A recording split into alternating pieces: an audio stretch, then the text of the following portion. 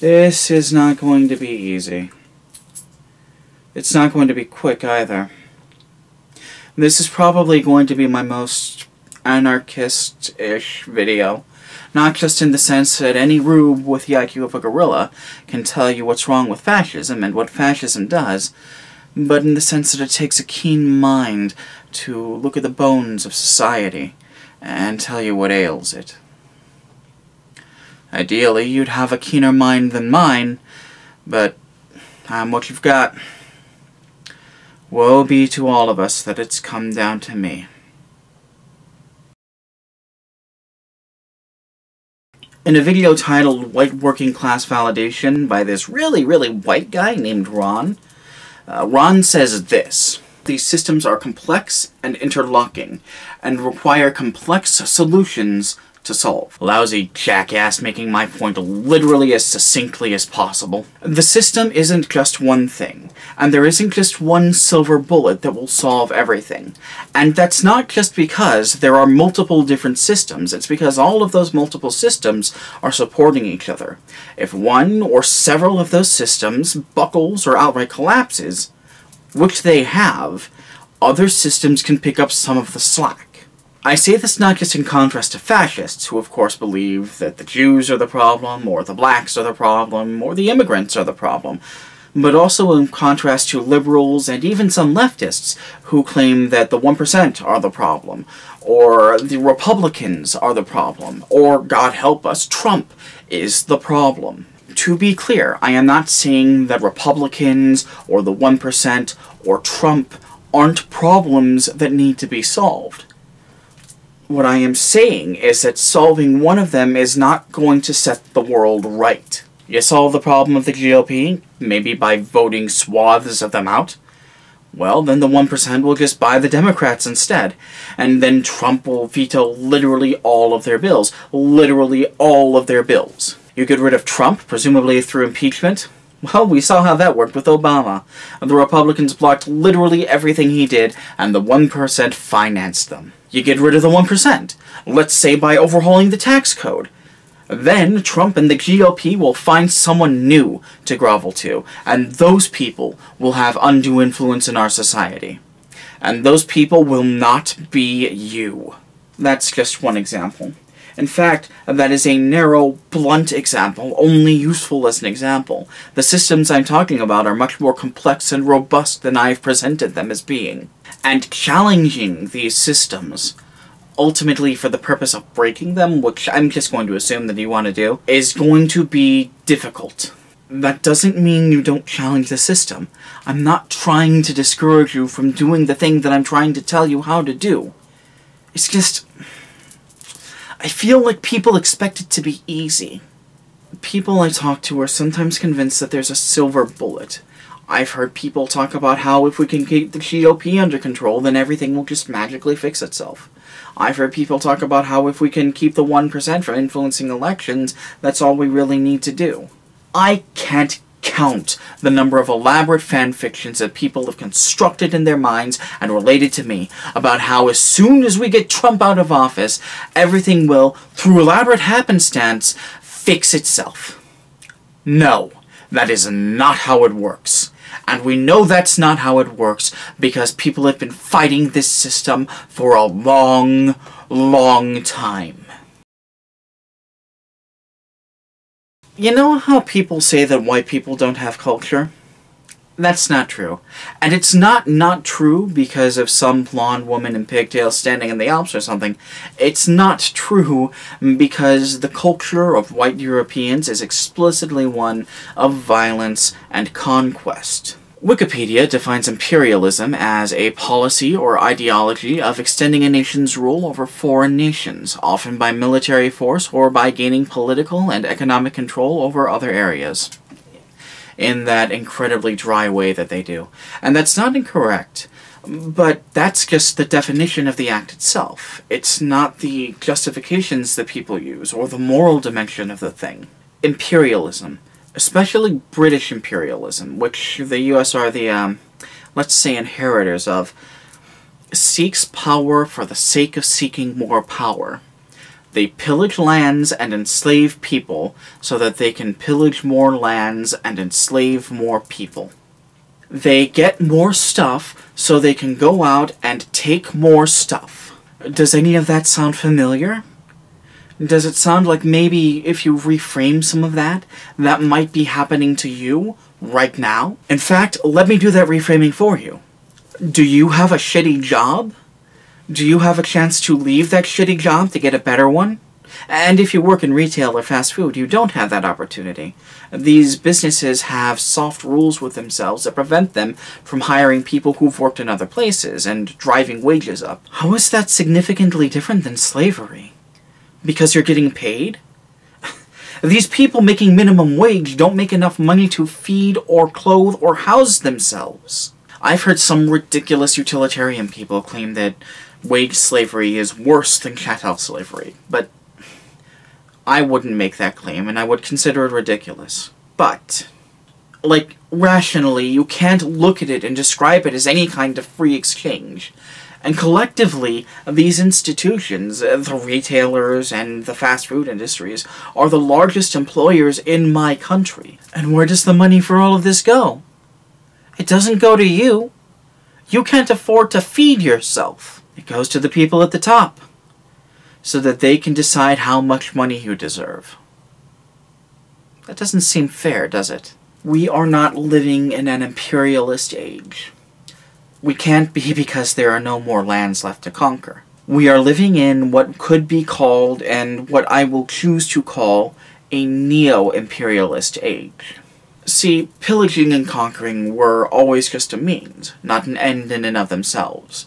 The end was to amass and centralize as much power as possible. And that's not necessarily malicious. Centralized power is durable power in some ways. It just so happens that this power structure implicitly marginalizes let's say most people. And it does that on purpose. You know how I've been talking about how most people don't have a say in politics and how politicians and rich perverts are fucking everyone? Probably not. Most of my subscribers are from the last few months. Go back and watch some of my older content if you can stomach it, or just take my word for it. I've been talking about this stuff for a while now. I think I've explicitly said a couple of times that the system fails people on purpose. Anyway, I'm going to explain that again. The system we live in, again I would call it Neo-Imperialism, is meant to funnel most resources to a handful of people in positions of power, usually under the assumption that those people are best equipped to go out and find more resources. Put as bluntly as possible, the system is not meant to work for most people. It is only intended to work for a handful of people at the top because those handful of people are making impactful decisions. Most of our society, especially the neo-imperialist parts, are built around satisfying the needs of that tiny minority of people. The almost mind-breakingly backwards thing about it is this. The system failing does not mean that the system is broken. In this case, the system working only for a tiny fraction of people, and literally at the expense of everyone else, is exactly how it was intended to function. This system was not meant to work for me. If you are watching this, then this system is not meant to work for you. Full stop. End of story. So there's this video by Lindsay Ellis about rent, and it's only tangentially related to this, so prepare for a brief tangent is what I'm saying. At the end of the video, Lindsay lambasts the play Rent, and rightly so in my estimation, for portraying the solution to the AIDS crisis as being just, like, fuck the system. Lindsay goes on to say that change, and not just change, but accountability, was brought about by people demanding these things from a system that had, regardless of their feelings or their material needs, abandoned them. And to be clear, this did work at the time. People demanding en masse that their problems be solved did work. But we're not living in the 80s anymore. If the AIDS crisis were to happen today, those same solutions would not work. We know that not just in that people have been demanding for years that extortionate, fucking healthcare prices come down, and Congress has done nothing about that.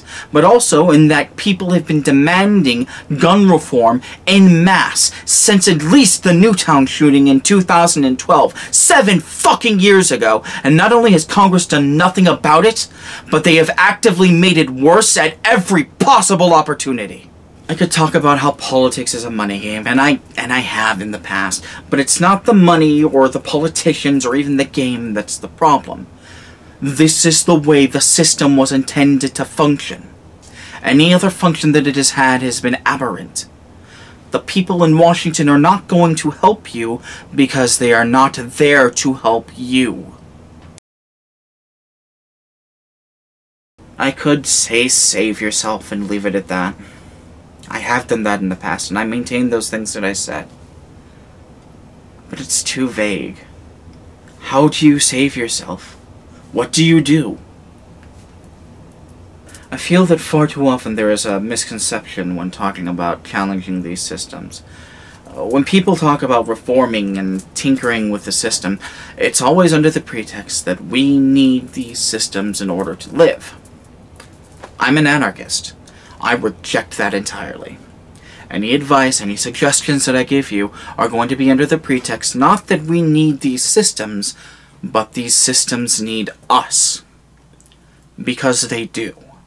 The only way to challenge these systems in any meaningful way, the only way to create the change that you want to see in the world, is to destroy the authority that the institutions that profit from these systems have. And the only way that you destroy authority is by asserting it yourself. The government, businesses, capitalism, all of these things only exist because humanity permits them to exist. And I'm going to tell you how to stop permitting their existence. The first and most important thing that you need to do is get angry.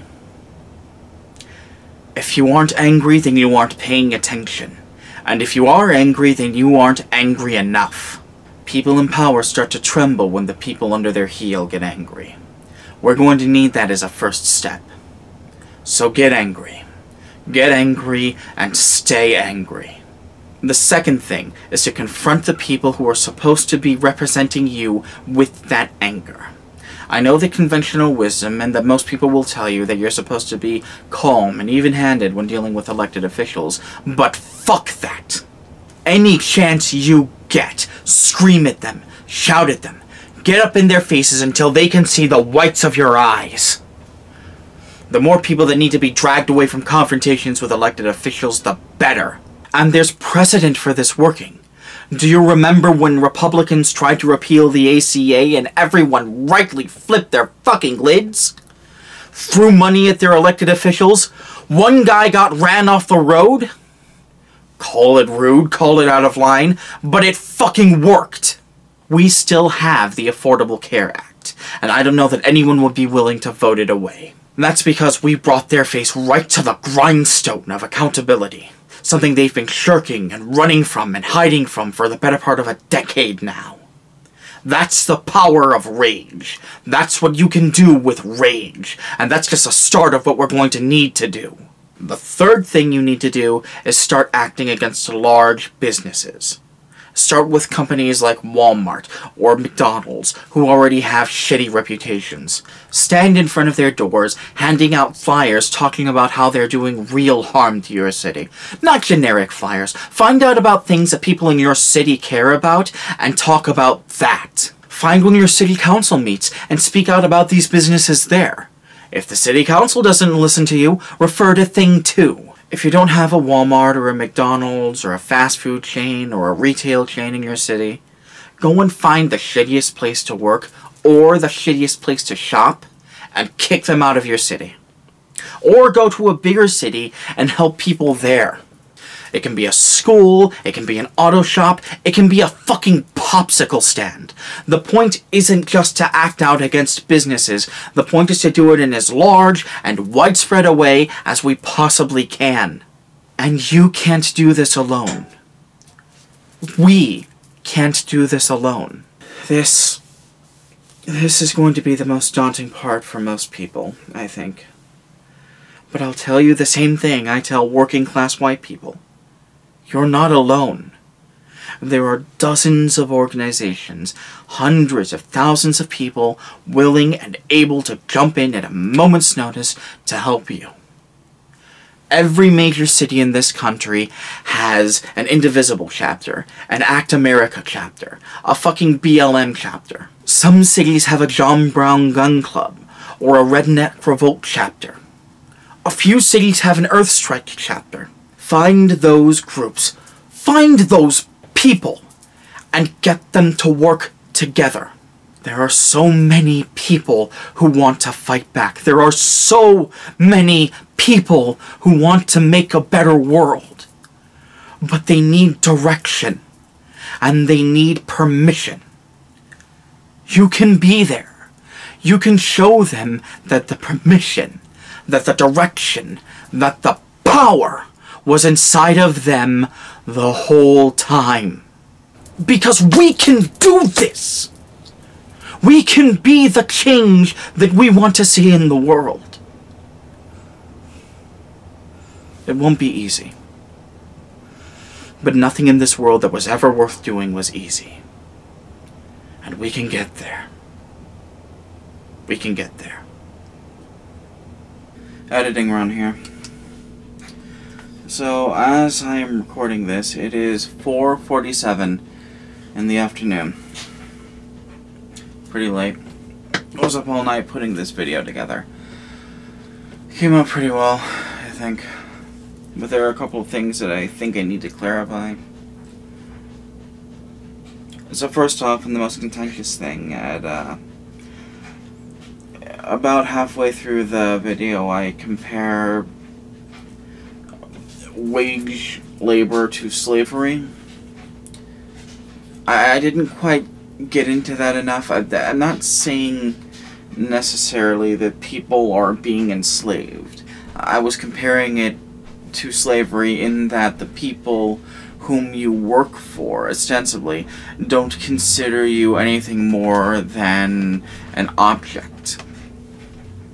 And that goes into some other things too, that like how workers are not just fungible but also disposable.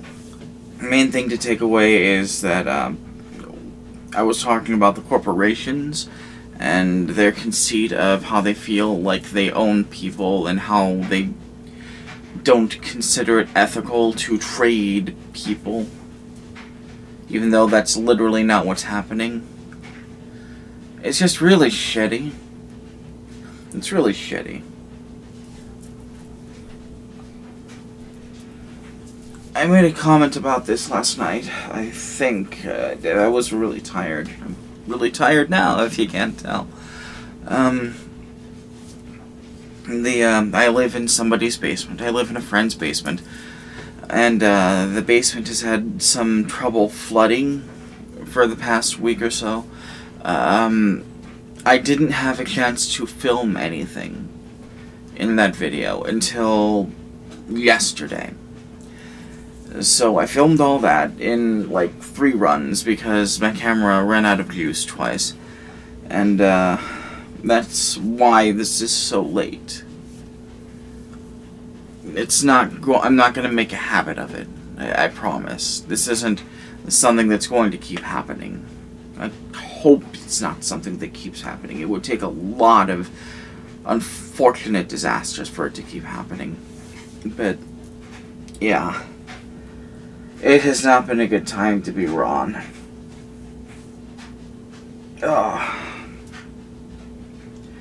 I am very tired. I think I might have been up for more than 24 hours now. I think that's everything I have to say. Can't think of anything else. I should have taken some notes about shit in the video. Yeah. Until we get there. You take care of yourselves, alright?